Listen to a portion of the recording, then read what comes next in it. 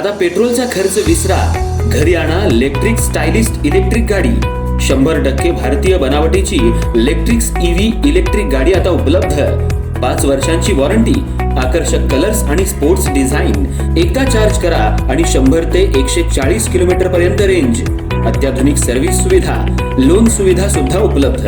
आजच भेट द्या साई मोटर्स, किसान चौक, इचलकरंजी। संपर्क 93 73 27 57 52 किंवा 0230 299 77 66। नो पेट्रोल नो टेन्शन, इलेक्ट्रिकचा स्मार्ट पर्याय।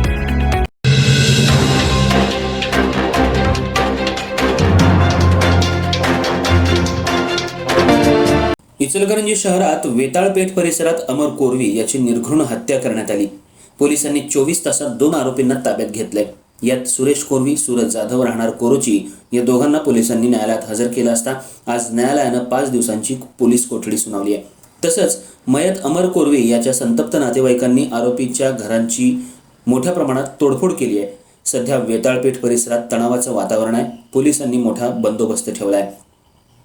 इचलकरंजी शहरातल्या वेताळपेठ परिसरात राहणाऱ्या कोरवी गल्लीत सोमवारी रात्री 11च्या सुमाराला अमर कोरवी याची धारदार शस्त्रानं हत्या करण्यात आली होती।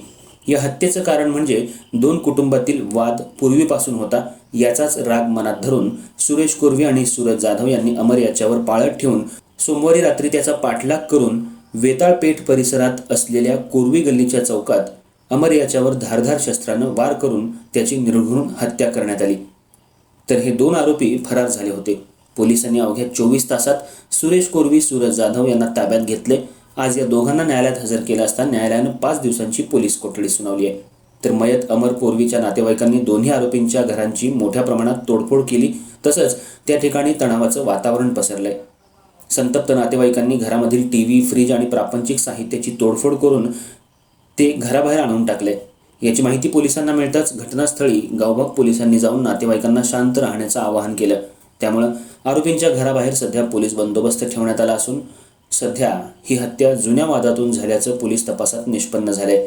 अमर कोरवी याच्यावर कोयत्यानं सुमारे 8 ते 10 वार करण्यात आले। यात त्याचा जागीच मृत्यू झाला। गावभाग पोलिसांनी घटनास्थळी येऊन कोरवी समाजाला शांत राहण्याचं आवाहन केलं होतं। अधिक तपास गावभाग पोलीस ठाण्याचे पोलीस निरीक्षक महेश चव्हाण करत असून या घटनेमुळे शहरात एकच खळबळ माजली आहे।